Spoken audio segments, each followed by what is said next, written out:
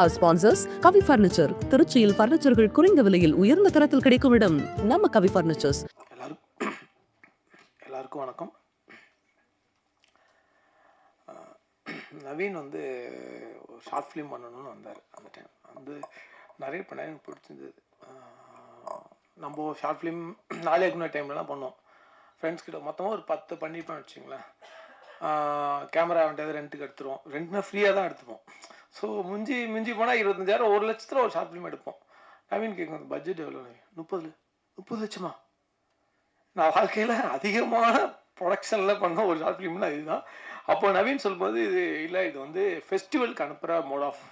நான் பண்ணது எதுவுமே ஃபெஸ்டிவல் கிடையாது. நாளைக்கு டைமில் பண்ணுறது எல்லாமே அந்த ஷோக்கு பண்ணது தான் நான் பண்ணது. ஒரு சந்துருவும் அவனுக்கு மட்டும்தான் பண்ணது.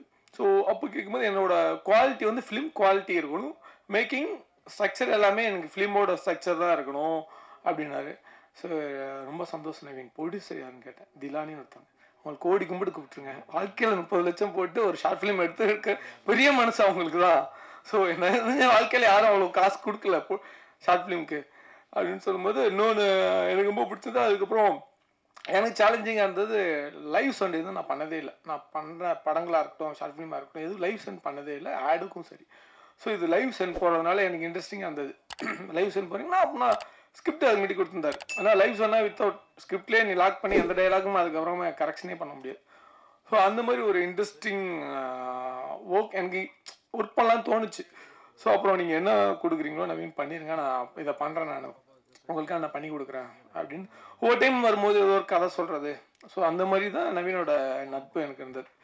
ஸோ இந்த கதையை படிக்கும்போது எனக்கு வந்து எனக்கோட கிராமங்கள், நான் இருந்த வில்லேஜில் தான் வளர்ந்தது, எனக்கு அதுதான் ஞாபகம் இருந்தது. நான் ஸ்கூல் படிக்கும்போது எங்கள் அம்மா கோழிக்கூட வச்சுப்பாங்க. கோழி நிறையா வளர்ப்பாங்க. அம்மாச்சிலாம் வளர்ப்பாங்க. சாயங்காலம் 6 மணிக்கெலாம் அடைக்கிற பொறுப்பு எனக்கு இருக்கும். நம்ம விளாண்டுட்டு லேட்டாக போய் அடைச்சோன்னா அன்றைக்கி விழுவும் அடி. நீ 6 மணி கோழி கருப்புனா ஏதாவது நாய்க்கு பிடிச்சிட்டு நீனா தர போகிறோம்மாங்க. சரி ஒரு நாள் வரும்மா, இவ்வளோ தான் அடைக்கிறேன், ஏமா கோழிலாம் சமைச்சு தர மாட்டேங்க. கோழி சமைச்சேன்னா 2 ஆப்ஷன் தான். எவனாவது சொந்தக்கார மாமா மச்சம் வரணும், இல்லை ஏதாவது நல்ல நாள் பெரிய நாள் தான் கோழி வெட்டுவாங்க. மற்றபடி எதுவுமே கோழியே நானும் திங்கிறது கம்மியாக தான் இருக்கும். அந்த மாதிரி எனக்கு அந்த ஞாபகங்கள்லாம் எனக்கு வந்துச்சு இந்த ஸ்கிரிப்ட் படிக்கும்போது. ஸோ அந்த ஞாபகங்கள் கிராமங்கள் இருக்கும்போது அந்த ஹஸ்பண்ட் ஒய்ஃப்குள்ளே இருக்கிற நவீன் சொன்ன மாதிரி அந்த இது நிறையா பார்த்துருக்கேன் நான். அதெல்லாம் என் கண் முன்னே வந்ததுனால எனக்கு ரொம்ப பிடிச்சிச்சு இந்த ஸ்கிரிப்ட். ஸோ அதனால் அதுபோது பண்ணும்போது இன்ட்ரெஸ்டிங்காக இருந்தது. ஸோ அதெல்லாம் இருக்கும்போது நம்மளுக்கு ஒரு ஃபீல் இருக்கும்ல, சரி நல்லா இருக்கு அப்படின்னு சொல்லி பண்ணது தான் அந்த ஷார்ட் ஃபிலிம்.